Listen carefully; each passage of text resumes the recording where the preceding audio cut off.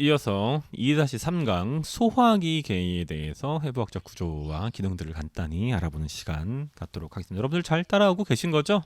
네, 이거 너무 무리해서 보지 마십시오. 네, 하루에 한 강씩만 보시고 반드시 책을 보셔야 학습 효과가 있습니다. 제 얘기를 그냥 들으면 주마간산식으로 그래 좋은 얘기야 그래 너 잘났다 라고 끝날 가능성이 높습니다. 그래서 여러분들이 정말 앵무새에 대해서 깊이 알고 싶으시다, 앵무새 수의학에 대해서 앵무새의 건강을 지키기 위해서 제대로 공부하고 싶으시다라고 하면 반드시 책을 사서 같이 놓고 반복해 가면서 보실 것을 권유드립니다. 자, 소화기 계통 일단 이제 구강, 제일 먼저 시작하는 것은 구강이고 제일 마지막에 끝나는 것은 항문이겠죠. 그런 순서로 한번 알아보겠습니다.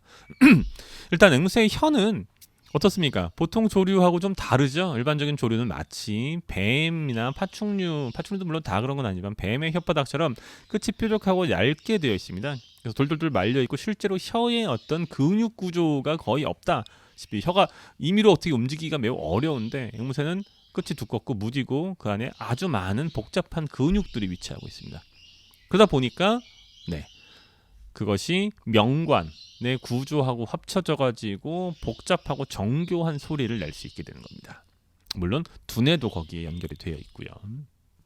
그래서 일반적인 조류와는 달리 혀에 내재성 근육, 즉 그 혀 내부에 근육들이 존재한다. 그러다 보니까 씨앗을 갖다가 발라내고, 보통 이제 핵과라고 하죠. 단단한 씨앗의 껍질을 벗겨내고 나면 그 안쪽에 맛있는 어떤 조직이 있는데 그걸 갖다가 혀에 정교한, 부리만 가지고는 안 되거든요. 그게 부리는 큰 것을 깨는 역할을 주로 하고 뭔가를 잡는 역할을 하는데 혀를 이용해서 그 핵과를 발라낼 수 있는 겁니다. 로리하고 로리캣, 다 이제 로리라고 통상 부르게 되는데 저는 이제 한국어로 꿀빠리새라고, 꿀빠리 앵무라고 번역을 하는데, 꿀빠리 앵무류, 즉 꿀을 빤다죠. 네, 로리하고 로리캣 같은 경우에는 그 뒤쪽에서 보여줄 기회가 있는지 모르겠지만 혀의 구조가 단순한 근육 덩어리가 그 끝에 마치 곤봉처럼 끝이 생겨서 거기에 화장실 이 뚜러뻥 말고 화장실을 닦는 솔처럼 돌기가 막 나 있어요. 네, 그래서 그걸로 화분이라든지 넥타를 빨아들이는 역할을 하는데 혀의 구조가 로리하고 로리캣류는 조금 다르다라는 말씀을 드리고, 이제 침샘이 있어서 그 침샘이 입안 곳곳에 있는데 그것을 이제 육안으로 볼 수 있다라는 말씀을 드리는데, 보시면 이제 구멍들이 뚫려 있습니다. 그리고 이제 식도는 목의 우측 이쪽에 있죠. 네, 요 부분에 식도가 존재한다라고 말씀드립니다. 앵무새의 부리를 지금 강제로 벌려놓은 겁니다. 그래서 요쪽에 이제 식도가 있고, 식도가 내려가면서 식도의 일부가 변형이 되어서 모이주머니가 이제 위 앞쪽에 존재하고, 식도는 통상이고 이제 연동 운동을 통해서 음식물을 소낭으로 보내는 역할, 모이주머니로 보내는 역할을 합니다. 그래서 구강의 내부 구조를 간략하게 지금 보여드리고 있습니다. 요 뒤쪽이 우리가 보통 핸드 피딩 할 때 요 뒤로 집어넣으면서, 보통 이 실린지 피딩 튜브가 이렇게 우리가 새를 마주 봤을 때 이런 식으로 들어가게 되면 그것이 이쪽으로 무리 없이 들어가는 거죠. 만약에 앞으로 집어넣으면 명관, 즉 식도가 아닌 기도와 폐 쪽으로 들어가게 되겠죠.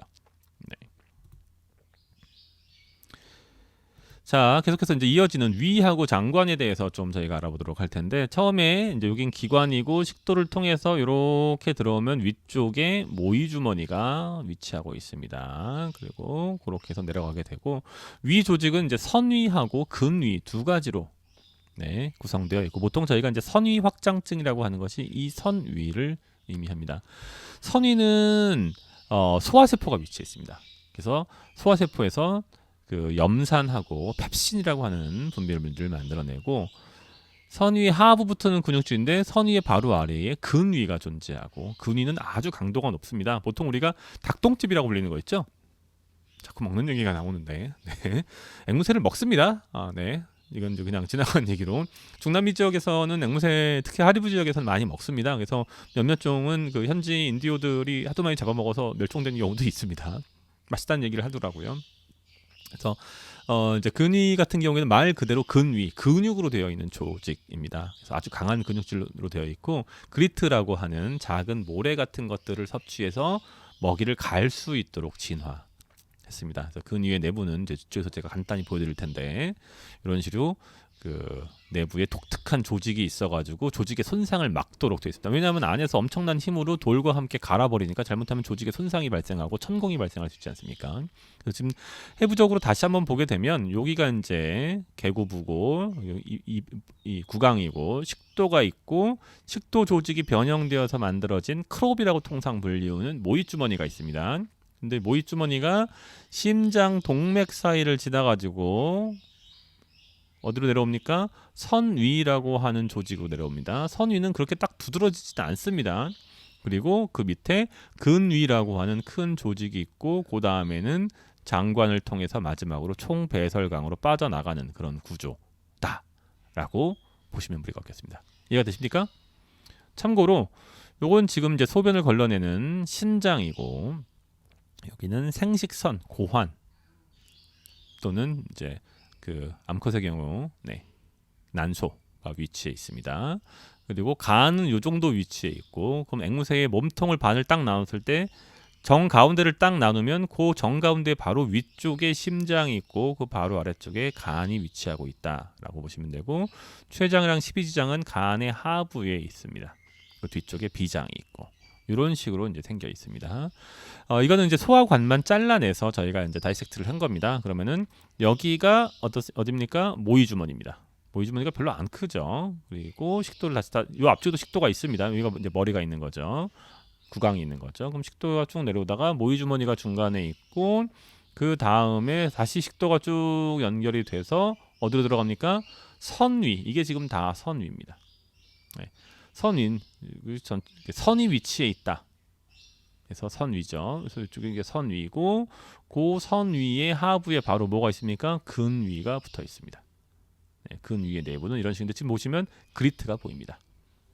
네, 요게 이제 해부학적 구조다라고 말씀을 드리고 췌장과 간장에서 이제 간단하게 설명을 이제 드릴 텐데 지금 보시면 이제 간 비대증이 걸린 사랑행모 이고 요게 이제 여기가 심장이고 여기가 간입니다. 그리고 이제 간에 문제가 있어서 이제 그 이 소변의 색깔이 누렇게 된 담즙이 좀 들어가가지고 문제가 그 간의 문제로 인해서 소변의 색깔이 누렇게 된 병조의 분변 사진을 보여주고 있습니다. 췌장은 이제 3엽으로 3가지 덩어리로 구성이 되어 있고 일반적으로 포유류랑 큰 차이가 없이 아밀라제라든지 리파제, 프로테아제, 트립식 같은 효소들을 분비를 하고 당연히 인슐린하고 글루카고도 생성을 합니다. 다만 이제 조류의 경우는 조금 독특한 것이 포유류하고 달리 포도당 대사에는 관여를 하지 않습니다. 포도당 자체에는 스테로이드성 호르몬에 의해서 제어가 된다는 것이 차이점이다. 그래서 일반적인 포유류하고의 인슐린 대사 과정, 인슐린이 하는 체내에서의 역할에 큰 차이가 있다라는 점을 말씀을 드리고 간은 지금 여기서도 보시면 2가지가 보일 텐데 좌엽하고 우엽 2가지 덩어리로 나눠져 있다라고 이해하시면 되겠고 재미있는 거는 코카투를 제외한 대부분 앵무새는 쓸개가 없습니다. 네. 쓸개 빠진 놈들입니다. 그것이 이제 재미있는 부분이겠습니다. 자, 2-3강까지 간략하게 해서 그 소화기 계통 그리고 간장, 췌장에 대해서 알아보고 이제 2-4강에서는 비뇨 생식기 계통 알아보는 시간 갖도록 하겠습니다. 다시 한번 말씀드립니다. 아주 간단하게 지금 진행하고 있습니다. 복잡한 것들은 꼭 책을 통해서 한 번 더 깊은 내용 확인하시기 바랍니다.